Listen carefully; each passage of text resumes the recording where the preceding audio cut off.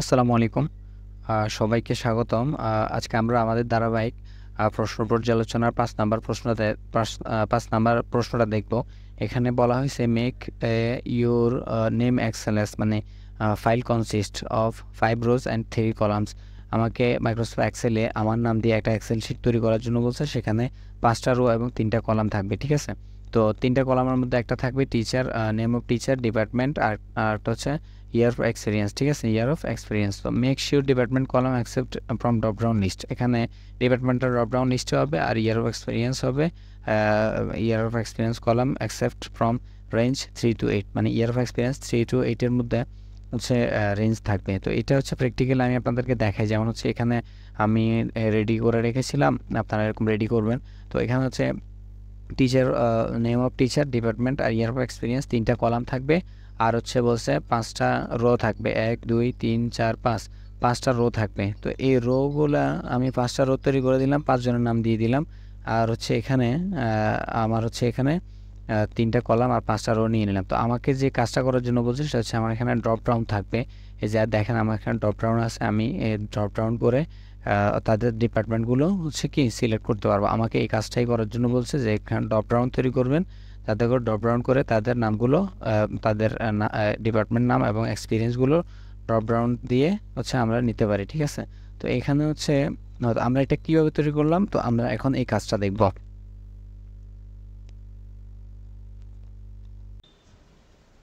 জি আচ্ছা, তো দেখেন আমরা এখানে আমাদের প্রথমে এরকম একটা ফরম্যাট তৈরি করে নিলাম যে নেম, ডিপার্টমেন্ট আর ইয়ার এক্সপিরিয়েন্স থাকবে। তো আমি হচ্ছে নাম লিখলাম 5 জনের। আপনারাও এইভাবে একটা ফরম্যাট তৈরি করে নেবেন। এরপর হচ্ছে আমাদের যে খালি ঘরগুলো আছে, আমরা এই খালি ঘরগুলোতে ড্রপ ডাউন লিস্ট করব। এই জন্য আমরা এই খালি ঘরগুলো প্রথমে সিলেক্ট করলাম, ঠিক আছে? এই ঘরগুলো সিলেক্ট করে আমরা এই যে ডাটা একটা ট্যাব আছে, আমরা ডাটা ট্যাবে যাব। ওখান থেকে এখানে ডাটা টুলস একটা গ্রুপ আছে, হ্যাঁ, ডাটা টুলস গ্রুপে দেখেন ডাটা ভ্যালিডেশন আছে, ওখানে আমরা ক্লিক করব। ডাটা ভ্যালিডেশনে ক্লিক করার পর আমাদের এখানে এরকম একটা উইন্ডো আসবে। তো এখানে যে এনি ভ্যালু যেখানে আছে, আমরা এনি ভ্যালুটাকে আমরা লিস্ট করে দেবো। এখান থেকে লিস্ট ক্লিক করলাম, হ্যাঁ। তো লিস্ট ক্লিক করার পর এখানে সোর্স আছে। তো আমরা এখানে হচ্ছে সোর্সের এখানে একটা অ্যারো চিহ্ন আছে, এই অ্যারো চিহ্নটাতে ক্লিক করব।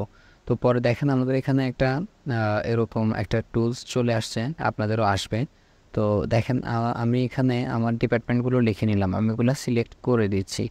আপনারাও এক পাশে আপনাদের ডিপার্টমেন্ট নামগুলো লিখে নেবেন। তো এইভাবে আমি ডিপার্টমেন্ট নামগুলো এখানে সিলেক্ট করে দিচ্ছি। করে দেওয়ার পরে আমার এখানে এগুলো চলে আসছে। মানে হচ্ছে K7 থেকে হচ্ছে K11, হ্যাঁ, হচ্ছে আমার এখানে এটা কে কলামে। তো K7 থেকে K11 পর্যন্ত এগুলো এখানে চলে আসছে, প্লাস এগুলোকে লক করে ফেলছে। এগুলো আমি এখানে কিছু করা লাগে নাই, আমি জাস্ট এখানে এগুলো সিলেক্ট করে দিলাম, ঠিক আছে? এরপরে আমি আবার এই অ্যারো চিহ্নটাতে ক্লিক করলাম। ক্লিক করার পর এই যে আমি আবার ওকে দিলাম। তো দেখেন আমার এখানে ড্রপ ডাউন লিস্ট হয়ে গেছে। আমি যদি এখন এই ঘরে যাই, দেখেন পাশে একটা অ্যারো চিহ্ন আছে, আমি যদি এইটাতে ক্লিক করি দেখেন আমার এখানে ডিপার্টমেন্টগুলো চলে আসছে। আমি যদি একটাতে ক্লিক করি তাহলে এটা এখানে বসে যাবে।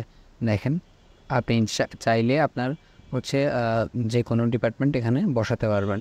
তো এটা হচ্ছে সাপোজ আমি 5 জনের জন্য এটা তৈরি করলাম। তো আপনাদের দেখা যাচ্ছে যে কোথাও এমপ্লয়ি থাকবে 100 200 300 জন থাকবে।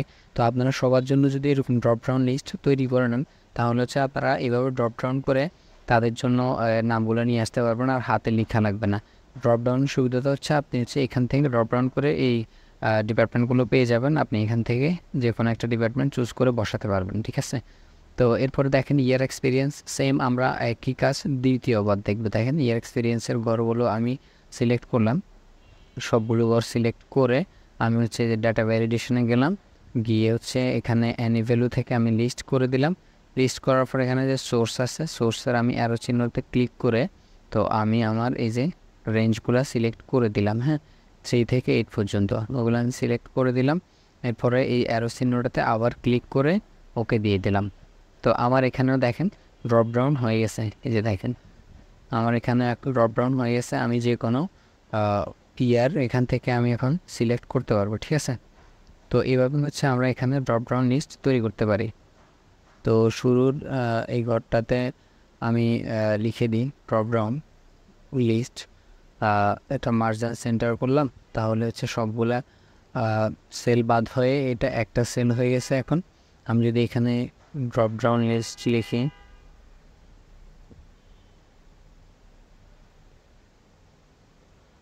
ড্রপ ডাউন লিস্ট, ঠিক আছে।